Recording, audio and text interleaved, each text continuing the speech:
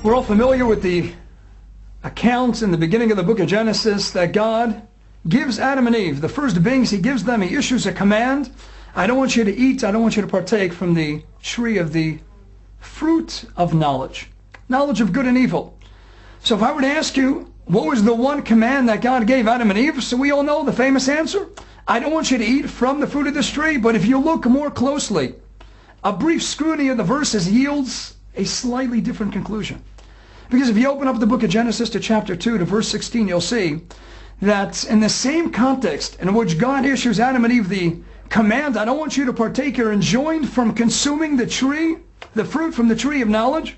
He tells them first and foremost, that I do want you to eat, to consume the fruits of all the other wondrous, magnificent trees that I scattered throughout this garden of paradise.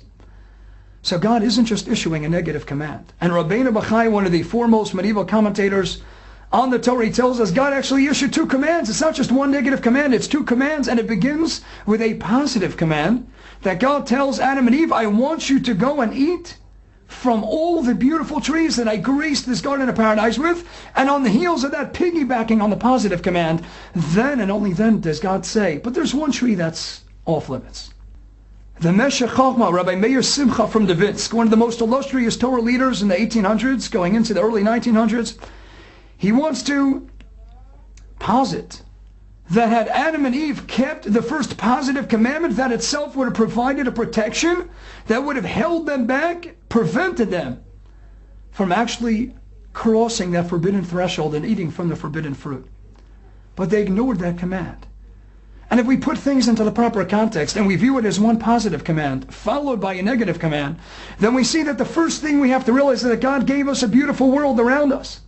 And he wants us to involve ourselves in that world, to partake and derive much pleasure and benefit from the beautiful creations that he graced our planet with, up to the extent that we have a fascinating narrative in the Jerusalem Talmud in Tractate Kedushin in chapter 4, which says that in the future we're going to have to give, upon our day of judgment, a reckoning for everything that our eyes beheld that we did not partake of.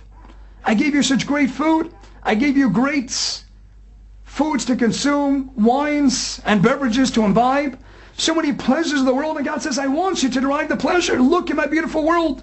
I don't espouse a life of asceticism. I don't want you to abstain, to refrain, and hold yourselves back from the beauty and the pleasures of the world. First and foremost, God is telling Adam and Eve, and likewise he's telling each and every one of us as well. Go out into my world, see it. Behold its wondrous beauty, its magnificence. Partake and involve of the beautiful fruits, the culinary delights. Enjoy them. But keep in mind that something always has to be off limits. Keep in mind that if you want to appreciate my world, appreciating my world means eating and benefiting from everything that I gave you, but recognizing all the while that there are certain things off limits. Enjoy culinary delights, the entire gamut of all God's wondrous foods. But certain foods are going to remain off limits. Certain foods are not going to be kosher. You have to draw the line somewhere. But to fast, to abstain completely, it's very easy to fast. A person's in a certain mood of wanting to get close to God, and very often they erroneously think that if I live a life as an ascetic and I just refrain and abstain, take myself out of this world, I'll be more spiritual, I'll attain loftier spiritual plateaus. And that's not true. That's not what Judaism espouses. Because Judaism espouses the idea, go out into my world. But you know what? Always allow certain things to be off limits. Rabbeinu Avram ben David, one of the medieval commentators, says that it's actually a greater task to be involved in food and instead of finishing it, to leave over a little bit at the end. An echo of what happened to Adam and Eve in the Garden of Eden. Involve yourselves, derive pleasure from all the fruits, but something, just one minor tree is going to be off limits.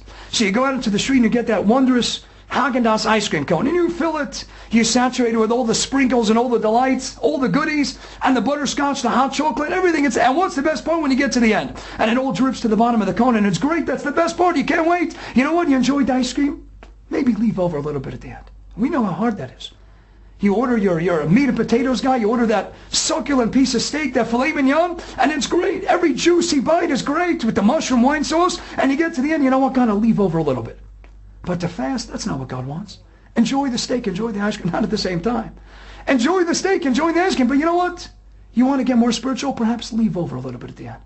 Recognize that you don't need to benefit from every single thing that God gave us to the nth degree. Let's follow the example of what God had arranged for Adam and Eve in the Garden of Eden. And let's get the world back to perfection by involving ourselves day after day in God's wondrous, beautiful world. Enjoy it. Enjoy every moment. Enjoy every delight. But remember, certain foods are off limits, and even the foods that are permitted to be consumed. Let's hold back just a little bit. And that, I believe, is one of the primary roads to get to the highest levels of spirituality.